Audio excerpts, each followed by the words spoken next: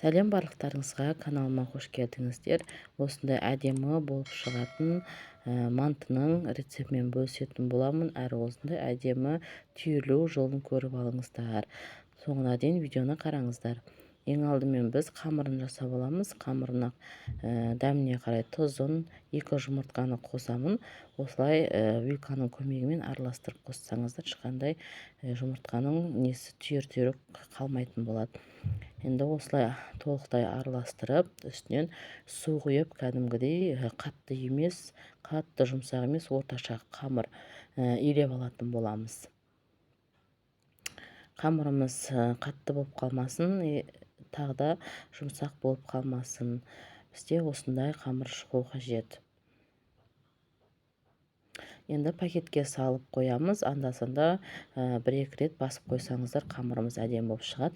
Енді салмасын дайындаймыз. Менде осындай қойдың несі фаршы, еті тартылған, морозилькте сақталған. Үстінен картошка, пияз, ішмай қосып жібердім. Дәмді болады, ішмай қоссаңыздар, міндетті түрде көптеу. Енді тұзын, қара бұрышын салып, жақсылап араластырамыз, біріккенше. Енді қойып қоятын боламыз. Қазір қамырын жаятын боламыз. Қамырын өздеріңіздің қалауларыңыз бойынша жая бересіздер. Бірақ біздің осы мантымыз қалың болмау қажет. Сосын жұқа болмау керек. Өйткені бұл сәл орташа көлемде болады. Өйткені ұйғыр іске түйілетін болғандықтан тым жұқа болып кетпеу керек.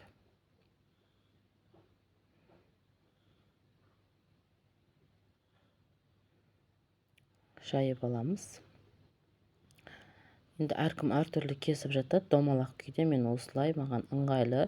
Сіздерде осылай жасап көріңіздер, өте тез ыңғайлы жасалады. Қатты үлкен етіп кеспесеңіздер, орташа етіп кесіңіздер, өте әдемі көрініп тұрады біздің мантымыз.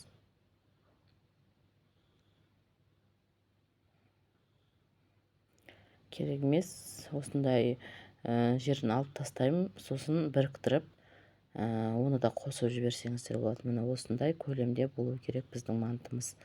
Осындай жұқалықта. Енді сіздерге осыны түйіп көрсетейін. Негізі бір көріп алсаңыздар, өте оңай түйіледі. Қатты қысыңқырап түйіңіздер, әйтпесе ашылып кетеді. Өте әдемі болып шығады. Столда қонақ келгенде жасасаңыздар, кәдімгідей әдемі көрініп тұрады біздің дастарханымызда. Тағы кәдімгі біз қарапайым түйіліп жүрген манттан қарағанда дәмі ерекше болып шығады. Тура сол сияқты салмасы болғанмен дәмі сәл басқаша болып шығады.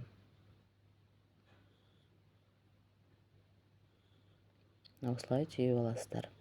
Әдемі көрінеді. Қазір ауызашардың кезінде сіздерде осылай жасасаңыздар болады. Бұл көп уақыт алмайды. Негізі 1-2 рет көріп алсаңыздар, тез жасалады, оңай жасап үйреніп аласыздар.